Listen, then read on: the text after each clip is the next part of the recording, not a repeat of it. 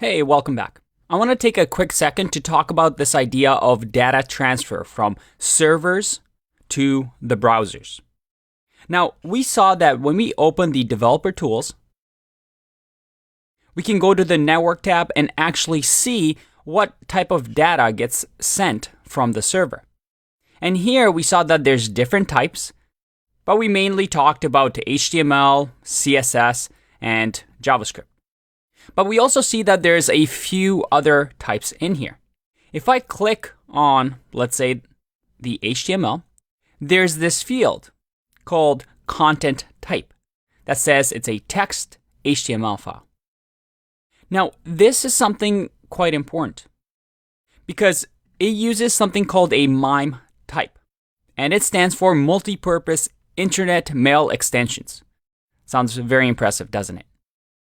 And you see here, and I'll link to this resource, and let's make this a little bit bigger, that browsers use this MIME type, not the file extension, to determine how to process a URL. So they look at the content type that our Flask app actually automatically sends to the browser to determine what to do with that file. So that they know, hey, is it an HTML file? Is it a CSS file? Is it a JavaScript file? Now, at the end of the day, all this data that we're transferring, it's all just text. But they can be in different forms, and the browsers can interact with them in different ways. For example, if we scroll all the way down here, we have different types, but we want to focus on the important MIME types for web developers. We have things such as plain text, we have CSS, we have HTML, we have JavaScript.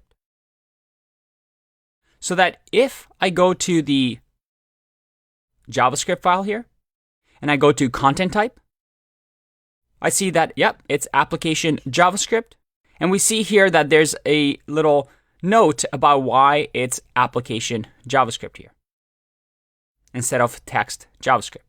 Either way, this way the browser knows I'm about to read a JavaScript file, do some certain things because it is a JavaScript file. Now, if we keep scrolling down, there's also image types. So again, if we look at the images, let's say the PNG, again, if we scroll down, we see that it's an image PNG.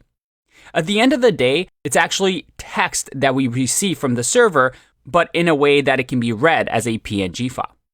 So based on this knowledge, websites work by sending all this data and letting the browser take care of, well, building the page for us.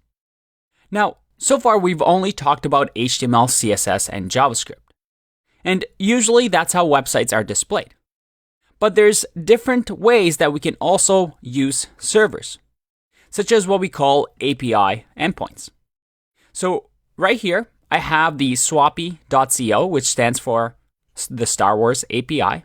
And what it does, as you can see here, is it sends us data. So instead of displaying a web page, it just sends us information.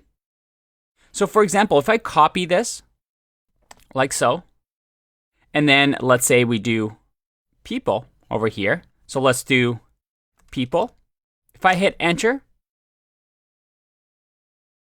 look at that. I get this data. And this content type is what we call JSON. And JSON is just this format of data that we can use in our applications. So again, a website might take this data and perhaps display the name Luke Skywalker on the front page. So this endpoint, instead of sending HTML, CSS, and JavaScript, just sends us this JSON data. Because at the end of the day, all a server does is send some data, right? It serves data.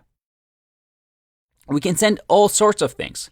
For example, this RoboHash website, if I do, let's say, anything I want in here, and I hit enter, it sends me a random image of a robot. If I change anything in this endpoint, I get a different robot.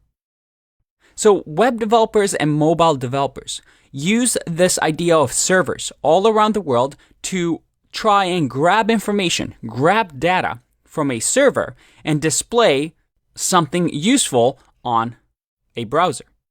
And I hope this shows you the power that servers have. We can do anything. The options are limitless. And we can build all sorts of servers with Python to do all sorts of things for us. All right, let's get back to our portfolio website.